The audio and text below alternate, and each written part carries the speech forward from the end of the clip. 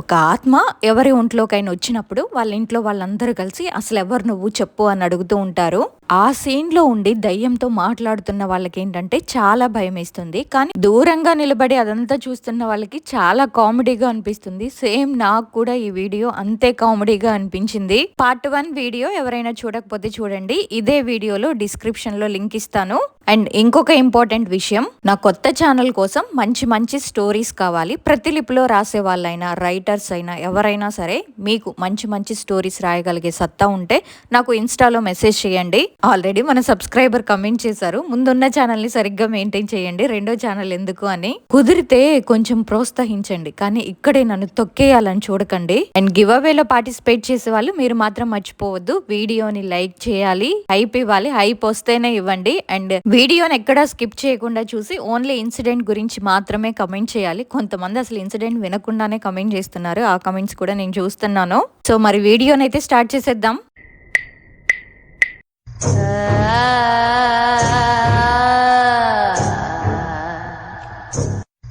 మా వారు భయపడడంతో మా అమ్మ వచ్చి ఆ రోజు రాత్రి మా దగ్గర పడుకుంది. ఆ తర్వాత రోజు మా ఇంటి దగ్గరలోనే మా వారి ఫ్రెండ్స్ అన్న వాళ్ళు ఉంటారు అని చెప్పాను కదా, ఆ అన్న వాళ్ళకి ఫోన్ చేశాను. అన్న, రాత్రి ఇలా జరిగిందన్న, ఎవరో కనిపిస్తున్నారంట, ఇలా ఇలా చెప్తున్నాడు, తనని రమ్మంటున్నారంట, తన వైపే చూసి నవ్వుతున్నారంట. అంటే మా అమ్మ ఏం చెప్పిందంటే, అయ్యా కొంచెం తాయెత్తు తీసుకురాయ్యా అంటే, ఆ అన్నయ్య యాక్చువల్గా క్రిస్టియన్ అనమాట, అజయ్ అన్నయ్య. అయినా సరే తను గుడికి వెళ్ళి పూజ చేపించి తాయెత్తుని తీసుకొచ్చి కట్టాడు. అసలు వాళ్ళు లేచేదే చాలా లేటుగా లెగుస్తారు, అయినా వాళ్ళ ఫ్రెండ్ కోసం అట్లా చేశారంటే చాలా గ్రేట్. నిమ్మకాయల్ని కూడా తెచ్చారు. ఒక నిమ్మకాయనేమో మా వారి మొలతాడుకు కట్టారు, ఇంకొక నిమ్మకాయనేమో దిండు కింద పెట్టి, రేయ్ నువ్వు ఇంకా భయపడకు, ఆ పిల్లను కూడా భయపెట్టకు, ఏదైనా ఉంటే మాకు చెప్పు అని వాళ్ళ ఫ్రెండ్కి చెప్పి ఇంకా వాళ్ళు వెళ్ళిపోయారు. వాళ్ళు రోజు పొద్దున్నే సాయంత్రం వచ్చేవారు మా ఆయన్ని చూడడానికి. అప్పటి నుంచి కూడా మా వారికి ఏం కనబడట్లేదు, నన్ను కూడా ఏం భయపెట్టట్లేదు. అయితే ఇంకొక రోజు సోదాం వచ్చింది ఇంటికి. సోదాం వస్తే అడిగామన్నమాట. మా అమ్మ అడిగింది, ఏమైందిలా మా అల్లుడికి అని అడిగితే, మా ఆయన ఏంటంటే ఎప్పుడు కూడా రికవరీలు చేసేవారు, బైక్లు అవి, వాటి కోసం ఆ కలెక్షన్ చేపించుకోవడానికి అని చెప్పి కాకాని ఇలా హైవేల మీద తిరుగుతూ ఉండేవారు. అయితే ఆమె ఏం చెప్పిందంటే, అది చూసింది, ఒకటి చూసి మీ అల్లుణ్ణి ఇష్టపడింది, ఆమెతో పాటే తీసుకుపోదాం అనుకుంది, అందుకే మీ అల్లుడిని పడేలా చేసింది, కానీ ఆ దేవుడు చెయ్యడ్డం పెట్టాడు, అందుకే మీ అల్లుడికి కాలుకి తగిలింది, లేకపోతే వెన్నుకి గాని తలకి గాని తగిలేది, ఈ అబ్బాయి చనిపోయేవాడు అని చెప్పింది. దాంతో ఇంకా మేమేమో సరేలే పోనీలే, ఏదో ఒక దేవుడు చెయ్యడ్డం పెట్టాడు అనుకున్నాము. ఆ తర్వాత నేను సోది చెప్పించుకుంటే మా నాన్న వచ్చారు. మా నాన్న వచ్చి ఏం చెప్పారంటే, మా ఆయనకి నేనేం చెప్పానంటే, నాకు అబ్బాయే పుడతాడు, నాకు గనక అబ్బాయి పుడితే మా నాన్న పేరు పెట్టుకుంటాను అని చెప్పాను. చెప్తే దానికి సరే అన్నాడు. అంటే మా నాన్న పేరు రాంబాబు అనమాట. నేను జయరామ్ అని కానీ లేకపోతే రామ్ అని కలిసి వచ్చేటట్టు పెట్టుకుంటానంటే సరే అన్నాడు. అయితే మా నాన్న సోదిలో వచ్చి ఏం చెప్పాడంటే, నేనే పుడతాను నీ కడుపులో, నువ్వు నా పేరు పెట్టుకోవద్దు అన్నాడు. అంటే ఎందుకు నాన్న అంటే, ఎందుకంటే కులం మారిపోయింది, వంశం మారిపోయింది, గోత్రం మారిపోయింది, నువ్వు నా పేరు పెట్టుకోవద్దు అన్నాడు. నేను లవ్ మ్యారేజ్ చేసుకున్నాను కదా, మా నాన్నకు కొంచెం క్యాస్ట్ ఫీలింగ్ ఎక్కువ అనమాట. సరేలే పెట్టుకోనిలే అన్నాను. అన్న తర్వాత ఇంకా మా నాన్న వెళ్ళిపోయాడు. ఎప్పుడూ కూడా మా అక్క అసలు మాకు సోదిలో కాదు కదా, ఎక్కడ అసలు కలలో కూడా వచ్చేది కాదు. నాకు అబ్బాయి పుట్టాడు, ఎప్పుడైతే అబ్బాయి పుట్టాడో ఇంకా మా నాన్న కూడా అసలు నా కలలోకి రావడమే మానేశాడు. నాకు అసలు కనిపించేవాడే కాదు, మా అమ్మకి కూడా కనిపించేవాడు కాదు. మా అమ్మకి ఎప్పుడైనా కలలోకి వస్తే ఆయన బతికున్నప్పుడు మెమరీస్ ఉంటాయి కదా, అలా వచ్చేవి, కానీ ఇంకేం చెప్పడం కానీ కమ్యూనికేషన్ కానీ అలా ఏం లేదనమాట.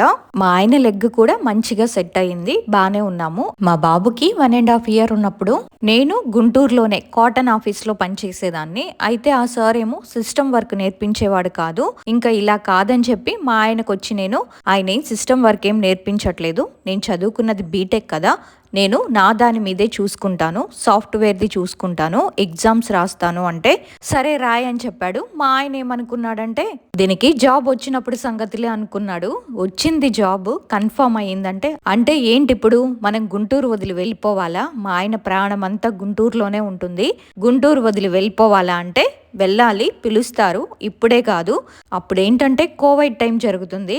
అప్పుడే మేము ఆఫీస్కి రమ్మని పిలవర్లే, వర్క్ ఫ్రమ్ హోమే అని చెప్పాను. ఇంట్లో వండి చేసుకునేదే కదా అని ఒప్పుకున్నాడు. ఇంకా అట్లా జాయిన్ అయిపోయాను నేను కూడా జాబ్లో. అంతా బాగానే ఉంది. ఇంకా మా అమ్మ కూడా మా పక్క సందులోనే ఉండేది. అయితే మా అమ్మ మేము ఇంకందరం కూడా ఒకే ఇల్లు తీసుకొని అందులోనే ఉంటున్నాము. మా అమ్మ ఏంటంటే వంటకి వెళ్ళేది, డాక్టర్ గారింట్లో వంట చేసి వచ్చేది. చేసి వచ్చిన తర్వాత మా బాబుని చూసుకునేది, నేను వర్క్ చేసుకుంటూ ఉండేదాన్ని. ఇంకా అలా అలా 2022వ సంవత్సరంలో నాకు ఒక పాప పుట్టింది. ఆ పాప పుట్టాలని చాలా చాలా మొక్కులే మొక్కాను నేను విజయవాడ అమ్మవారి దగ్గర. నేను పాప పుడితే ఏదో ఒకటి చేస్తాను అని చెప్పాను. పాపకి అన్నప్రాసన కూడా విజయవాడలోనే చేశాము. 9th మంత్ చెవులు కుట్టించింది కూడా విజయవాడలోనే. 2023వ సంవత్సరంలో ఆఫీస్కి రమ్మండం స్టార్ట్ చేశారు. ఆఫీస్కి రావాల్సిందే అని చెప్తే మేమేమో 2023వ సంవత్సరంలో మార్చి ఏప్రిల్లో అలా హైదరాబాద్కి వచ్చేసాము. ఇక్కడికి వచ్చి 2 years అయింది. అంతా బాగానే ఉంది. కానీ మా నాన్న ఎప్పుడైతే చనిపోయారో మేము అసలు మా నాన్న వాళ్ళ సైడ్తో ఇంకా కట్ అనమాట. అంటే మాట్లాడడం కూడా మానేసాము. వాళ్ళు కూడా కనీసం మా నాన్న చనిపోయాక ఎలా ఉన్నారు ఏంటి అని అడిగే వాళ్ళే కాదు, మేము కూడా మాట్లాడే వాళ్ళమే కాదు. ఆ దేవుడి దయ వల్ల మేమంతా కొంచెం మంచిగానే ఉన్నాము. మా ఆయన బాగున్నాడు కాబట్టి ఎవరితో నాకు అనవసరం. ఆయనైతే నన్ను బాగానే చూసుకుంటున్నాడు, అంతా బాగానే ఉంది. మేము విజయవాడలో ఉండేటప్పుడు మా ఇంటి పక్కనే మా నాన్న వాళ్ళ తమ్ముడు, అంటే మా బాబాయ్ వాళ్ళు, ఆయనకి 3 కొడుకులు. అయితే అందులో పెద్దన్నయ్య అయితే అప్పుడప్పుడు మాతో మాట్లాడేవాడు. ఆయనే ఫంక్షన్లకి పిలిచేవాడు. కానీ మాకు కుదిరితే వెళ్ళేదాన్ని, కుదరకపోతే వెళ్ళేదాన్ని కాదు. ఆయన ఒక్కడి తప్పితే ఇంకా ఎవ్వరు కూడా మాతో మాట్లాడే వాళ్ళు కాదు. మేము కూడా మాకేం అవసరమా, మేము కూడా మాట్లాడే వాళ్ళం కాదు. మా బతికేదో మేము బతుకుతున్నాం కదా, ఒకళ్ళతో మాకెందుకని మేము కూడా ఎవ్వరితో మాట్లాడలేదు. అయితే రీసెంట్గా ఒక విషయం జరిగింది. అయితే దీపావళి రోజు మా బాబాయ్ వాళ్ళ పెద్దబ్బాయి, అంటే నాకు పెద్దన్నయ్య వీడియో కాల్ చేశాడు. ఆయన చేసినప్పుడు నేను ఫోన్ ఎత్తలేదు. అప్పుడు మా మరిది కూడా చేసున్నాడు వీడియో కాల్. ఎందుకంటే నేను పూజ చేసుకుంటున్నాను అప్పుడు. ఆ పూజ అయిపోయిన తర్వాత ఫస్ట్ నేను మా మరిదికి ఫోన్ చేశాను. మా మరిదేమో మా పిల్లలతో మాట్లాడాడు. ఏంది నాన్న, ఏం చేస్తున్నారు, నాన్న బాంబులు తెచ్చాడా, అది ఇది అని మాట్లాడారు. డబ్బులు పంపిస్తాను, బాంబులు తెచ్చుకో అంటే వద్దు తెచ్చాంలే అని చెప్పాను. ఇంకా మాట్లాడారు, పెట్టేశాను. ఆ తర్వాత మా అన్నయ్యకి చేశాను. చేసి మా అన్నయ్య అసలు మామూలుగానే మాకు ఫోన్ చేయడు. ఎప్పుడైనా ఫోన్ చేస్తే మా అమ్మకి ఫోన్ చేస్తాడు.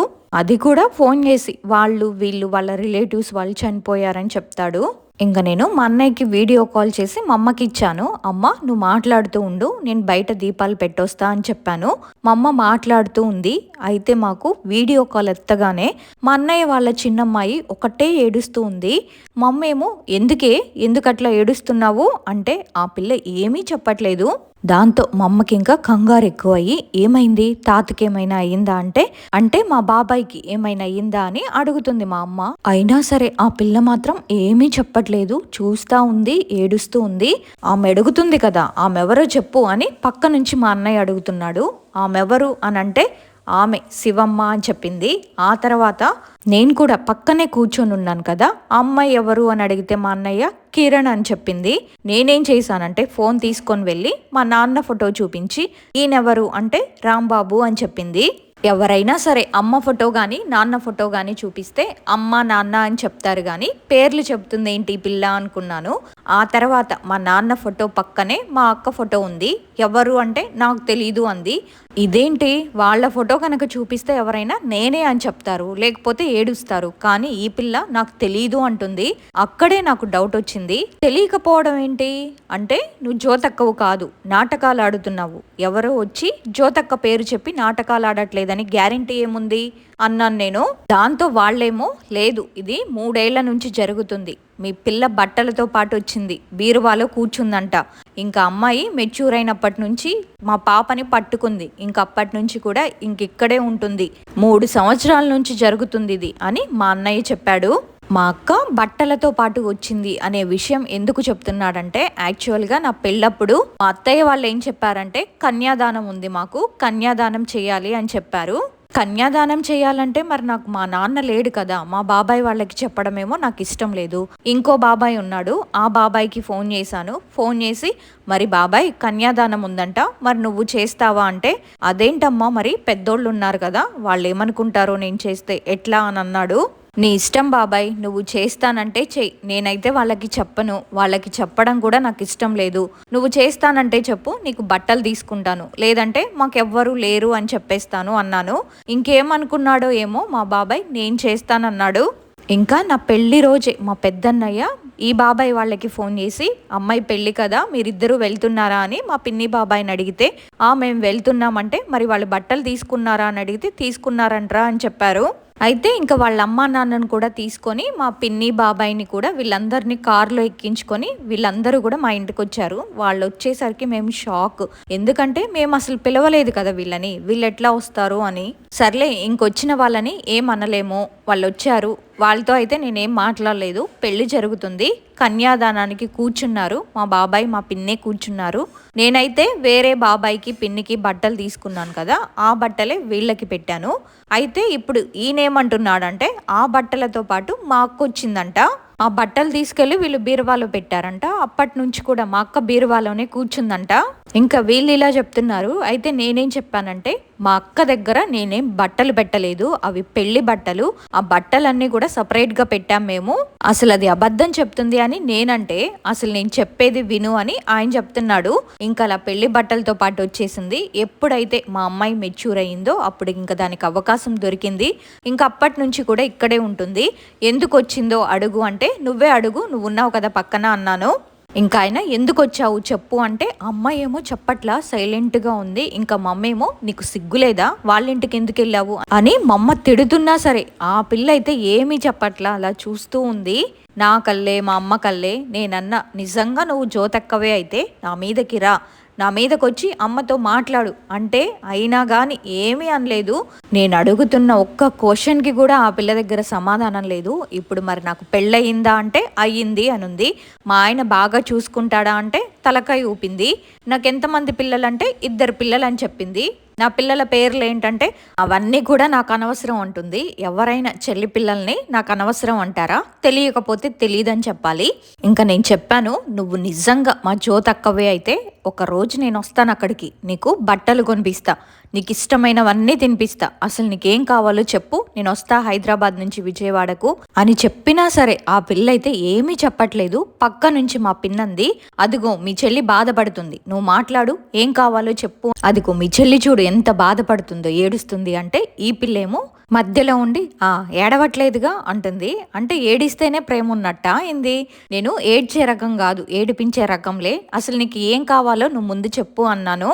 అయినా సరే ఆ పిల్ల మాత్రం ఏమీ చెప్పట్లా. ఇంకా మా పిన్ని అడగంగా అప్పుడు ఆ పిల్ల ఏం చెప్పిందంటే, నేను డీమార్ట్ కను బీచ్కి వెళ్ళాలనిపిస్తుంది అని చెప్పింది. ఆ పిల్ల చెప్పినప్పుడే ఇంకా నాకు డౌట్ కన్ఫర్మ్ అయిపోయింది. ఎందుకంటే మా అక్క చనిపోయి 20 సంవత్సరాలు అవుతుంది. అప్పుడేమో మాకు అసలు డీమార్ట్లు ఏవీ లేవు.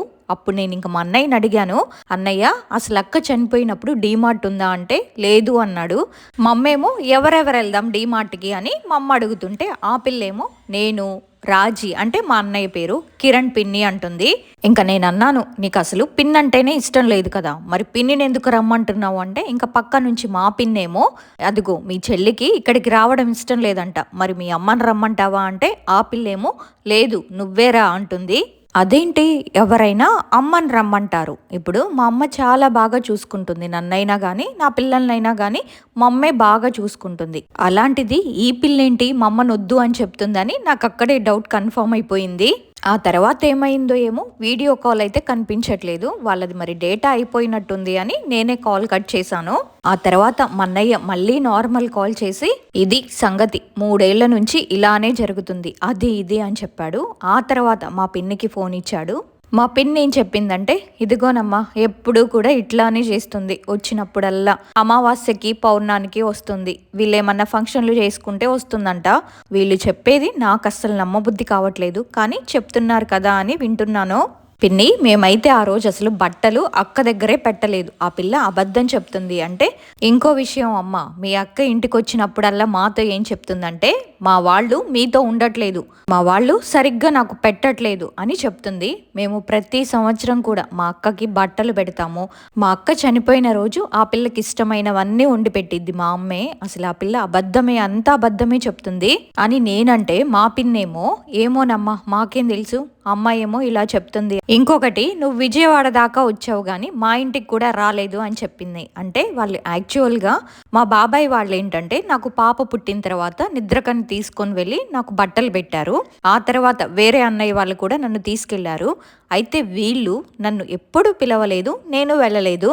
ఇంకా నేనన్నానమాట, మీరు పిలిస్తే వస్తాను కానీ మీరు పిలవకుండా ఎట్లా వస్తాను అని అన్నాను. అంటే ఆ అమ్మాయే చెప్పింది, అమ్మాయి అలా వచ్చినప్పుడు మా పిల్లని పొలిమేర దాకా తీసుకెళ్ళి పో అంటే మీ అక్క వెళ్ళిపోతుంది, మళ్ళీ వస్తుంది. సర్లే ఇలా జరుగుతుందని అస్సలు మీకు చెప్పదలుచుకోలేదు, కానీ ఇప్పుడు ఇట్లా జరుగుతుందని తెలియాలని చెప్పాము, అంతేగాని మిమ్మల్ని ఏదో ఇది చేయాలని కాదు అంది. సర్లే అని ఫోన్ పెట్టేశాను. అసలు నా మైండ్ అంతా కూడా డిస్టర్బ్ అయిపోయింది. ఆ పిల్లని చూస్తుంటే నాకు బాగా కోపం వస్తుంది. ఎందుకంటే అన్ని అబద్ధాలే చెప్తుంది, అసలు మా అక్క కానే కాదు అని కోపం వస్తుంది. సరే అని ఇంకా ఫోన్ పెట్టేశాను కదా. దివాళీ రోజు వాళ్ళు ఎప్పుడైతే ఫోన్ చేశారో ఇంకా మా అమ్మకి బాగా హై బీపీ ఎక్కువైపోయి ఫుల్గా ఏడ్చేసింది. నేను అప్పుడే కిందకి వెళ్ళాను పిల్లల చేత బాంబులు కాల్పిద్దామని. ఇంకా ఫుల్గా ఏడ్చినట్టుంది. ఏడుస్తూ వాళ్ళ మరదలకి ఫోన్ చేసి చెప్పింది, ఇలా అంటున్నారే వాళ్ళు, ఇలా ఫోన్ చేశారే మాకు అంటే. ఆమెమో అసలు అది బంగారు తల్లి, ఇన్నేళ్ళు ఎవ్వరికీ కనబడనిది వాళ్ళెందుకు కనిపిస్తుంది. అప్పుడు మా అక్క చనిపోయినప్పుడు మా అత్తకి అంటే మా మేనమామ భార్యకి పాప పుట్టింది. మా మామయ్యకి లేక పుట్టింది, 10 సంవత్సరాలకి పుట్టింది అని చెప్పాను కదా. అయితే ఆ పాపకి 3 నెలలే అనమాట అప్పుడు. అయితే అందరూ అన్నారంట, వెళ్ళొద్దు నువ్వు, అమ్మాయి ఊరు వేసుకొని చనిపోయింది కదా, నువ్వు వెళ్ళొద్దు అని చెప్పినా కానీ మా అత్త లేదు అది బంగారు తల్లి, ఇలాంటి పిల్లని ఇప్పుడు చూడకపోతే చివరి చూపు నేను ఎప్పుడూ చూసుకోలేను అని చెప్పి మా అత్త వచ్చింది. అందరూ కూడా ఎవరిని అడిగినా కానీ మా అక్క అలాంటిది కాదు, మంచిది. తను బతికున్నప్పుడు కూడా సైలెంట్గా దాని పని అది చూసుకునేది. ఇట్లా చెప్తున్నారే కానీ ఎవ్వరు కూడా నెగిటివ్గా చెప్పిందే లేదు. వీళ్ళెందుకు ఇలా చెప్తున్నారు అని చెప్పి నా మైండ్ అయితే చాలా డిస్టర్బ్ అయ్యింది. ఆ తర్వాత వదిలేశాను. ఇంకా మరుసటి రోజు పొద్దున్నే మా అన్నయ్యకి ఫోన్ చేస్తే మా అన్నయ్య ఫోన్ ఎత్తలేదు. మా వదిన లిఫ్ట్ చేసింది. పాపకి ఎలా ఉంది వదిన అని అడిగితే అమ్మాయి లేదు, స్కూల్కి వెళ్ళిపోయింది, ఆ పిల్లకి ఏమీ గుర్తుండదు, మళ్ళీ మామూలుగా అయిపోతుంది, స్కూల్కి వెళ్ళిపోయింది, మామూలు రోజుల్లో బాగానే ఉండిద్ది, ఆ పిల్ల ఒంట్లోకి మీ అక్క వచ్చినప్పుడే అలా చేస్తుంది అని చెప్పింది. ఇంకా నేను మాట్లాడానమాట, వదిన మీరు చెప్పాల్సింది మీరు చెప్పారు కదా, నేను చెప్పేది కూడా ఒకసారి వినండి అని చెప్పి క్లారిటీగా చెప్పాను. నా పెళ్లి రోజు కొత్త బట్టలు అసలు నేను మా అక్క ఫోటో దగ్గరే పెట్టలేదు. నేను ఇంట్లో నుంచి మండపానికి వెళ్ళేటప్పుడు నాన్నకి అక్కకి దండం పెట్టుకొని వెళ్ళాను కానీ మేమేం బట్టలు అక్కడ పెట్టాల. రెండోది ఏంటంటే అసలు అమ్మాయి జ్యోతక్క అంటే నాకు నమ్మాలనిపించట్లేదు. ఎందుకంటే అక్క ఫోటో చూపిస్తే నాకు తెలీదు అని ఎందుకు చెప్పింది. ఇంకా మూడోది ఏంటంటే డీమార్ట్ బీచ్, అసలు డీమార్ట్ మా అక్క చనిపోయినప్పుడు లేదు, నేను ఇంటర్ సెకండ్ ఇయర్లో ఉన్నప్పుడు వచ్చింది. ఇది నాకు అసలు జ్యోతక్క అంటేనే నమ్మాలనిపించట్లేదు. అంటే మేము కూడా ఫస్ట్లో అనుకోలేదమ్మా, ఎవరు నువ్వు అంటే అసలు ఆ పిల్ల ఏం చెప్పలేదు. ఆ తర్వాత ఒకరోజు మీ అన్నయ్య ఉండి ఇంకా పట్టుకున్నాడు. ఆ పిల్లని పట్టుకొని ఇంకా ఒక ఆయన దగ్గరికి తీసుకెళ్తే అప్పుడు నేను జ్యోతిని అని చెప్పింది. అన్నీ చెప్తుంది ఇంకా అప్పటి నుంచి అని చెప్పింది. మీ అక్క మా అమ్మాయిని తీసుకెళ్ళిపోతుందంట, మా అమ్మాయి భవిష్యత్ ఏం కావాలి, మా అమ్మాయిని చూస్తేనేమో అసలు అన్నమే తినదు అని ఇంకొంచెం చెప్తుంది. నేనన్నా మీరెన్ని తిట్టుకున్నా తను మా అక్క అయితే కాదు వదినా, నేనైతే గ్యారెంటీగా చెప్తాను. అంటే ఎందుకు నువ్వు నమ్మట్లేదు, అమ్మాయి అన్నీ చెప్తుంది, ఆ అమ్మాయి ఇలా నేను ఉరివేసుకొని చనిపోయాను అని కూడా చెప్తుంది. అంటే ఎవరైనా ఎన్నైనా చెప్పొచ్చు కానీ ఆ అమ్మాయి అయితే మా అక్క కాదు అని చెప్పాను.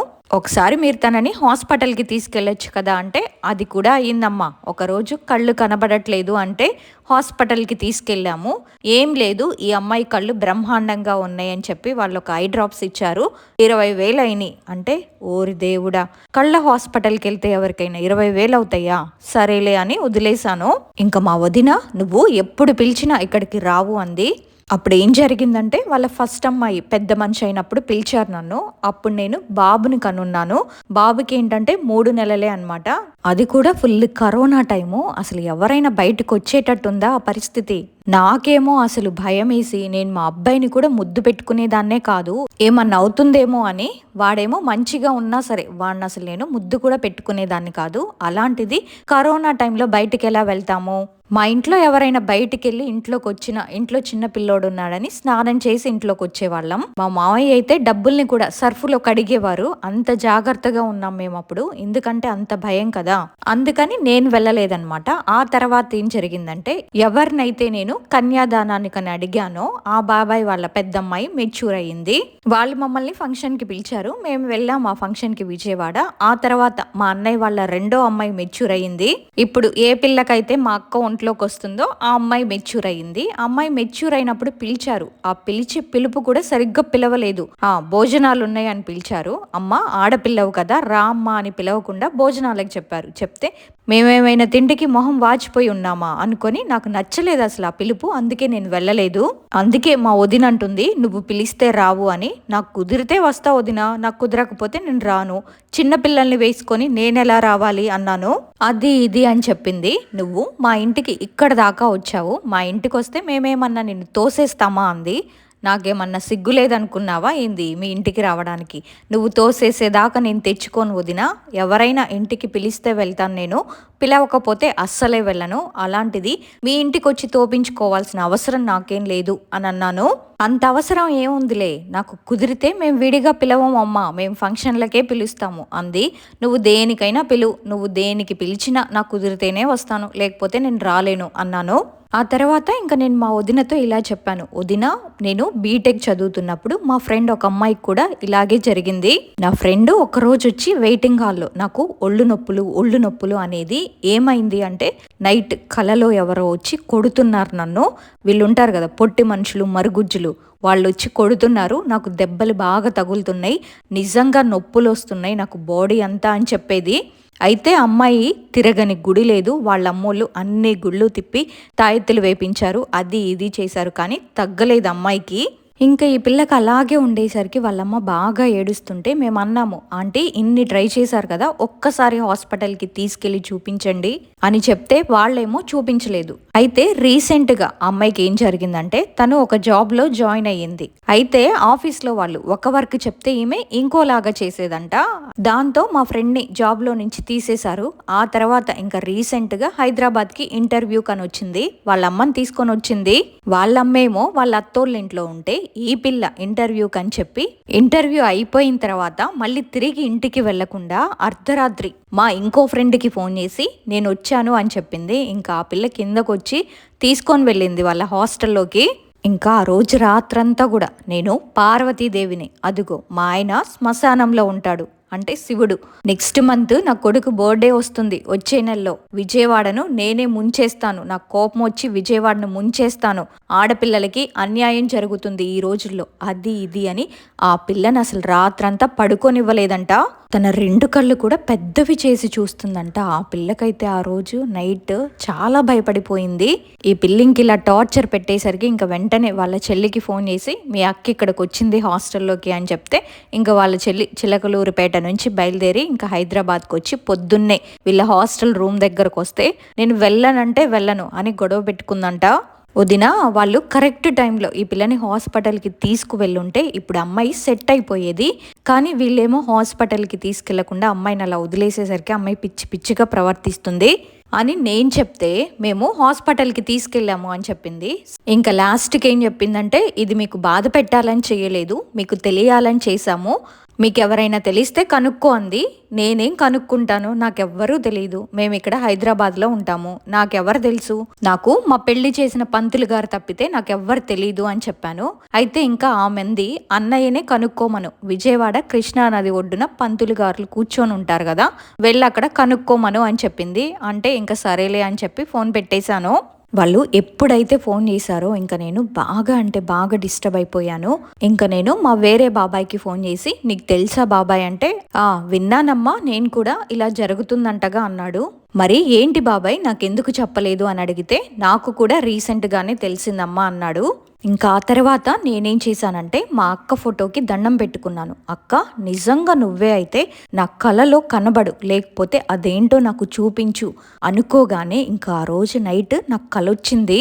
అదొక ఖాళీ స్థలం, అంత ఎంటీగా ఉంది. ఆ ప్లేస్లో మా అన్నయ్య వాళ్ళ చిన్న పిల్ల కూర్చొని ఉంది. మా పిన్ని కూడా అమ్మాయి పక్కనే ఉంది. ఆ పిల్లేమో బాస్పట్లు వేసుకొని కూర్చుంది. అమ్మాయి మొహంలో నల్లగా ఏదో కనిపిస్తుంది. అయితే మా అక్క ఫేస్ కట్స్ అయితే కావవి. ఆ పిల్లేమో మా పిన్ని వైపు చూసి పెద్ద పెద్దగా నవ్వుతుంది. అలా పెద్ద పెద్దగా తను నవ్వినప్పుడు నోరంతా నల్లగా ఉంది. అంటే నేను చాలా దూరంలో ఉన్నాను. దూరం నుంచి చూస్తున్నానన్నమాట ఆ పిల్లని. ఆ పిల్ల నా వైపు చూస్తుంది కానీ నన్నేం అనట్లేదు, నన్నేం చెయ్యట్లేదు. మళ్ళీ తను నా కళ్ళే ఒకసారి ఇలా చూసి మళ్ళీ మా పిన్ని కళ్ళే చూసి పెద్ద పెద్దగా నవ్వుతుంది. అయితే నేను ఇది మా అక్క కాదు, ఎవరికైనా చూపించాలని కలలోనే పరిగెడుతున్నానంట. అలా పరిగెడుతున్నప్పుడు ఇంకా మా ఆయన ఒక రూమ్ దగ్గర కనిపించారు. ఆ రూమ్లో ఏంటంటే అయ్యప్ప స్వామిది పడిమెట్లు కదా, 18 పడిమెట్లు పెట్టున్నాయి. అప్పుడే పూజ చేసినట్టుంది. మా మరిదేమో మాల వేసుకొని కనబడ్డాడు. మా ఆయన్ని పిలిచాను. మా ఆయన ఎప్పుడైతే ఆ రూమ్లో నుంచి బయటకు వచ్చాడో ఇంకా కళ అనేది అక్కడితో ఆగిపోయింది. ఇంకా మా ఆయన ఏమో ఏమైంది చిన్ని అని అడుగుతున్నాడు. టైం చూస్తే 3:40 అలా అయ్యింది. ఇంకా లేచి నేను వాష్రూమ్ కని వెళ్ళి వాటర్ తాగి పడుకున్నాను. నేను మా ఆయన్ని కలలో పిలిచాను కదా, కానీ తనకి నిజంగానే వినపడి అలా ఏమైంది అని అడిగాడు. ఇంకా తెల్లారి పొద్దున్నే మా ఆయనకి ఇదంతా చెప్పాను. ఇలా ఇలా నాకు కలలో కనిపించింది అంటే, ఇవన్నీ ఆలోచించావు కదా, అందుకే నీకు అలా కలొచ్చుంటుంది, ఎందుకు నువ్వు అంత స్ట్రెస్ తీసుకుంటున్నావు అని ఇట్లా అని మా ఆయన అమ్మాయిని ముందు హాస్పిటల్కి తీసుకెళ్ళమను, ఏమీ ఉండదు, అదంతా ఏముండదు, తగ్గిపోతుంది అని చెప్పాడు. ఇంకా మా ఆయన వెళ్ళిపోయిన తర్వాత నేను మా అమ్మ దగ్గరికి వెళ్ళి చెప్పానన్నమాట. అమ్మ రాత్రి ఇలా దండం పెట్టుకున్నాను, కలొచ్చిందమ్మా అంటే మా అమ్మ అంది, నువ్వు డేట్లో ఉండి పిచ్చి పిచ్చి వేషాలన్నీ వెయ్యకు అని చెప్పి. లేదమ్మా ఇలా కలొచ్చిందమ్మా అంటే, జ్యోతక్క కాదులే, వాళ్ళేదో నాటకాలు ఆడుతున్నారు, ఇన్నాళ్ళు లేనిది ఇప్పుడెందుకు ఉండిద్ది, అక్క చచ్చిపోయి 20 ఏళ్ళు అయ్యింది, ఎవరు అక్క గురించి చెప్పిందే లేదు, చేసిందే లేదు, అలాంటిది ఇప్పుడెందుకు వస్తుంది అని చెప్పింది. రీసెంట్గా మళ్ళీ ఫోన్ చేశాడనమాట నవంబర్లో. ఆ రోజు మేము మా హస్బెండ్ వాళ్ళ కొలీగ్ వాళ్ళ ఇంటికి వెళ్ళాము. సత్యనారాయణ స్వామి వ్రతం ఉంటే నేను, మా హస్బెండ్, మా బాబు ముగ్గురం వెళ్ళాము.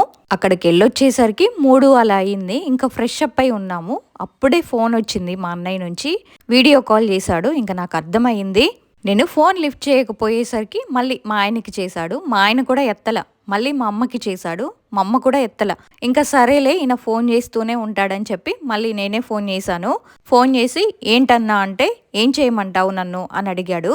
నేను కూడా నన్నేం చేయమంటావు అన్నా, నాకు ఫోన్ చేస్తే నేనేం చెప్తానన్నా, నువ్వే చెప్పు నన్నేం చేయమంటావో చెప్పు అని అడిగాను. నేను గట్టిగానే అడిగితే, ఇలానే 3 ఏళ్ల నుంచి టార్చరు అంటే అడగన్నా, మరి ఎందుకు వస్తుందో నీకు క్లారిటీగా చెప్పాను కదా, మేము బట్టలు అక్కడ పెట్టలేదని. మా అక్క అయితే కాదు, అడుగు ఎందుకు వస్తుందో, కొట్టడుగు అంటే నేను కొట్టను అన్నాడు.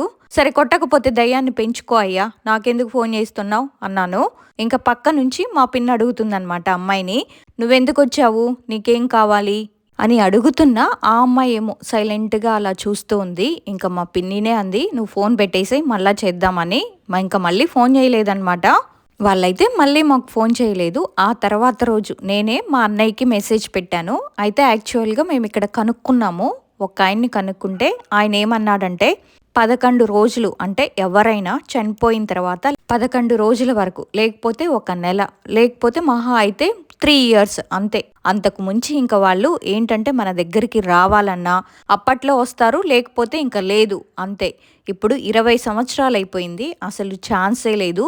అది కూడా మీ కుటుంబంలో వాళ్ళకి కనిపించకుండా వాళ్ళకి కనబడే అంత ఇది కూడా లేదు. అండ్ ఇంకొక విషయం ఏంటంటే, అసలు ఏదైనా ఒకవేళ వచ్చినా ఏమన్నా కోరుకుంటే అడగాలి, ఇలాంటి కోరికలైతే నేను ఎప్పుడు వినలేదు అని ఆయన చెప్పాడు. ఇంకా నేనేం చేశానంటే ఈ విషయమే చెప్దామని చెప్పి మా అన్నయ్యకి ఫోన్ చేస్తే, మా అన్నయ్య ఏం చేశాడంటే ఫోన్ కట్ చేశాడు.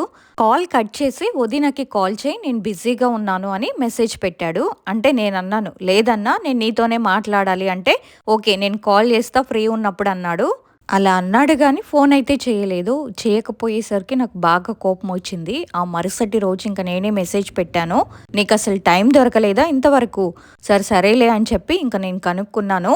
ఇంకా పూజారి గారు చెప్పిందంతా చెప్పాను. 20 సంవత్సరాల తర్వాత అయితే వచ్చే ఛాన్స్ ఏం ఉండదంట, వాళ్ళకి ఏదైనా కోరికలు తీరకపోతే తప్ప, అయినా అసలు వచ్చే ఛాన్సే లేదంట. మా అక్క అయితే కాదు, మా అక్క అయితే రాలేదు. ఒకవేళ నిజంగా నువ్వు మా అక్కే అని ప్రూఫ్ చేస్తే గనక అప్పుడు చెప్తాను, మీ మీద నాకు ఎలాంటి కోపం ఎలాంటి ద్వేషం లేదు, మీరు నన్ను ఎన్ని తిట్టుకున్నా నన్ను కానీ నా ఫ్యామిలీని కానీ మా అమ్మని కానీ ఎన్ని తిట్టుకున్నా మాకేం తగలవు. ఎందుకంటే మేము ఎవ్వరి జోలికి వెళ్ళలేదు. మా బతుకేదో మేము బతుకుతున్నాము. మేము ఎప్పుడూ నిన్ను ఎలాంటి హెల్ప్ అడగలేదు. నేను నీ ఇంటికి కూడా వచ్చింది లేదు. నువ్వు వచ్చి మీ ఇంటికి తీసుకెళ్తే తప్పితే నేను ఎప్పుడూ రాలేదు. అది కూడా 2-3 సార్లే తప్పితే నేను ఎప్పుడు కూడా రాలేదు. ఇప్పుడు సడన్గా ఇలా ఎందుకు వచ్చింది? నీకు ఇన్నిసార్లు చెప్పాల్సిన అవసరం కూడా నాకు లేదు, కానీ చెప్తున్నా. ఎందుకంటే మా అక్క అంటే నాకు చాలా ఇష్టం. తను లేదు కాబట్టి నేను చెప్తున్నాను.